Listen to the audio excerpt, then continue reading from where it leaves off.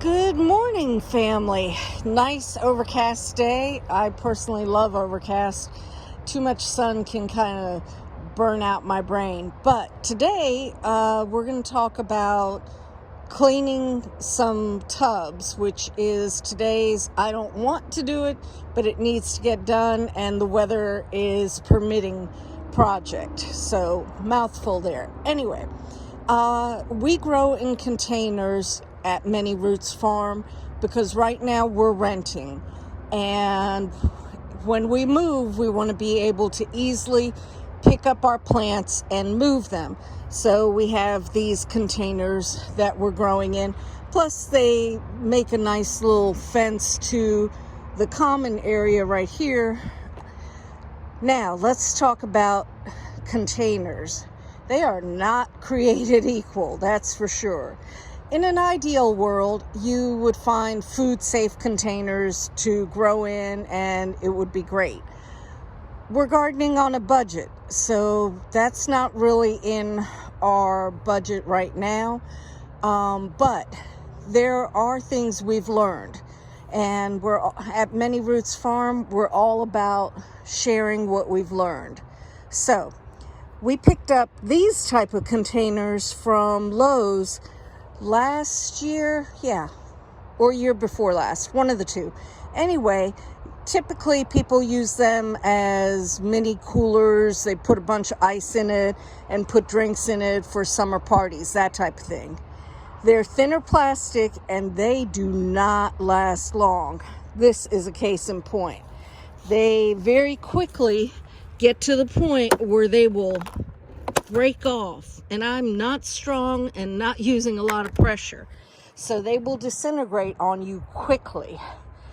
Now, the other containers that we have, and I'll walk you over to the ones we found recently, are these blue. One, I love blue. Thank you, Ron Finley, for promoting color and art in gardening. I think that's awesome.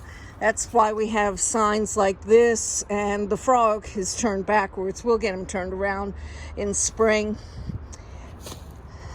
So these containers are actually mineral containers that farmers use for cows. They come with minerals for cows, and cows can lick on them or whatever. We were lucky to find a farmer that had more containers than he wanted to keep. So we were able to get them for $5 a pop, which, considering these guys are heavier plastic, they're good as far as size. This is about 2 feet right here. So they have roughly a 2-foot circumference, which is great as far as giving you lots of planting space. And if you want to do square foot gardening like we do a lot of times, it's easy to do your grid in here. Anyway, with these guys, obviously you can see all the dirt. We're going to use some gentle soap, and gentle soap just being organic type soap, so we don't leave soap residue in the container. I'm going to use just a scrub brush and gently put water in it, a little soap, and scrub them out. Is it going to be perfect? Oh, by no means. But we'll rinse them really, really good. And then after that, we can drill holes in the bottom. You always want to give yourself lots of drainage holes. That's really important. So we'll drill holes in the bottom and go ahead and use them to plant with. Again, we've had good success with these. I will show you back here the difference in, well, you see what happens here. And like I said, it happens to most of them. This, if you start to move it, it will likely start cracking and breaking. This container is like the ones we're going to clean today.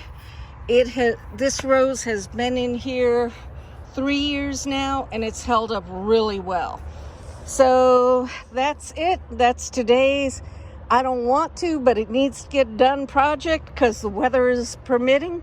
Once we get them cleaned, I can always drill the holes in the dead of winter when it's not weather friendly. That's not a problem.